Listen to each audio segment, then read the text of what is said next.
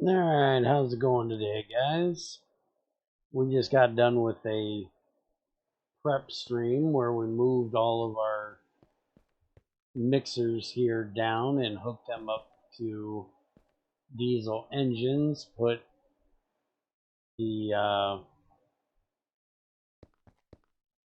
automatic machine switches on so they'll turn on and off automatically.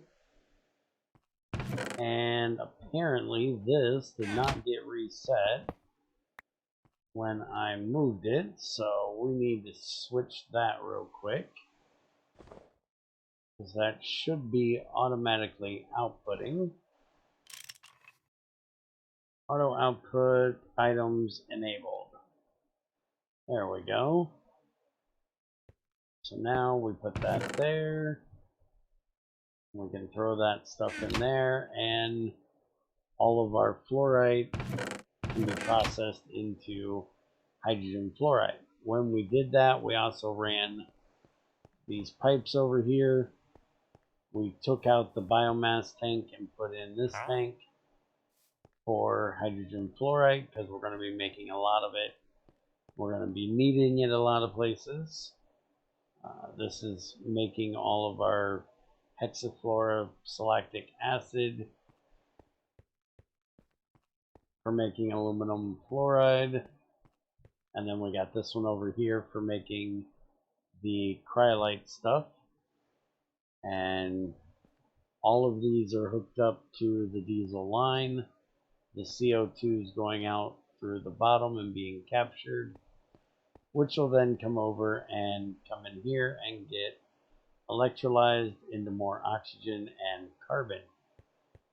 And you'll also see that this has been hooked up, and it doesn't have an automatic machine switch because it has a 2-position or 2-block power supply. So what we're going to do is show you how to set that up today.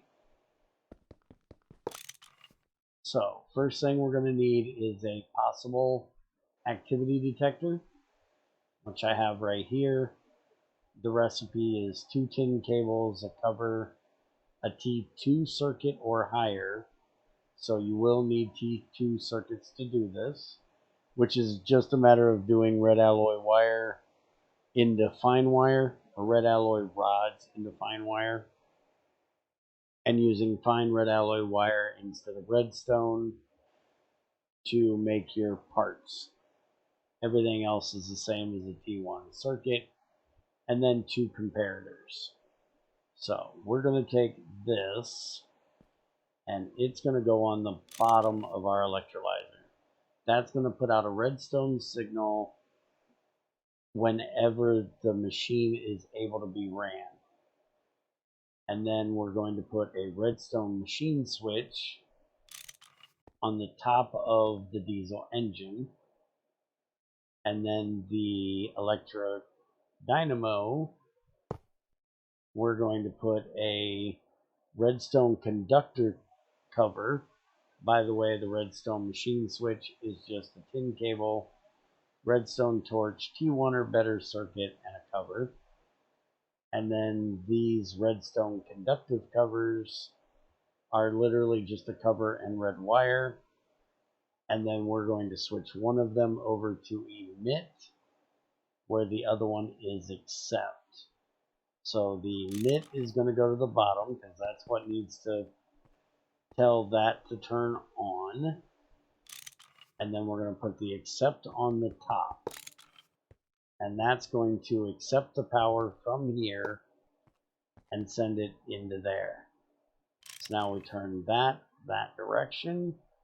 We're going to have to take the coal dust out to reset the recipe. So now it'll be putting out the redstone signal. And the only thing we need to do now is give it some fuel. And it should... Oh, not enough alumina. Forgot. You need 10 alumina to make that run. And I'm actually running low on alumina. So we'll just borrow some out of there. We put it in there, and it takes off. And then as soon as it gets done making the aluminum, it'll turn right back off and be good to go. I still need to automate the input for the alumina and the carbon source. But other than that, that's now automated.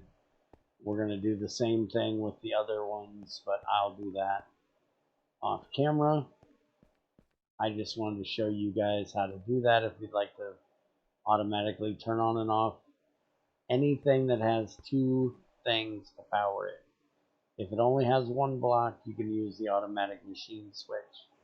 But if it has two blocks, a block in between the power source that converts it, you have to do it like this. And we also, during the stream today, got rid of all of the fluorites up here. You'll see they're all gone. We actually moved the regular fluorite barrel down here. It's automated over to that mixer because that's the only place we need it at. And then if we come downstairs here,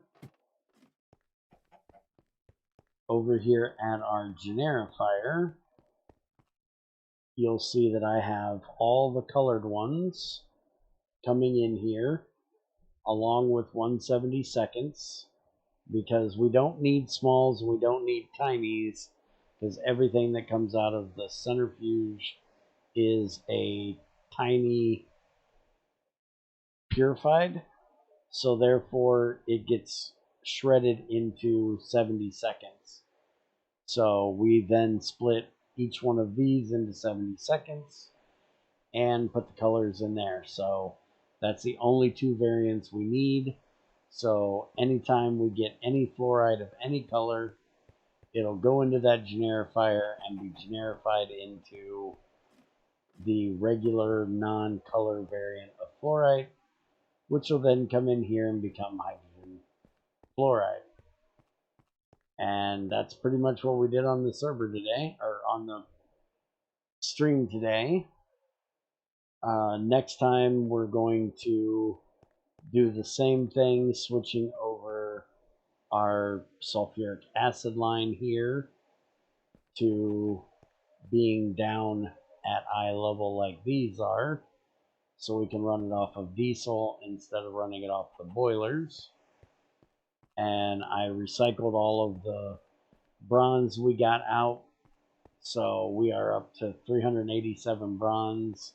I shouldn't have to make any bronze for a little while. I can just cook that up now or extrude it into whatever shape it is I need. But that is what we did today. I'm going to go ahead and switch all of these over in the next stream. We're hopefully going to have one in a couple days to work on getting these switched over, getting the other machines switched over. And then our next thing is going to be moving the biomass production out to the distillation tower out there.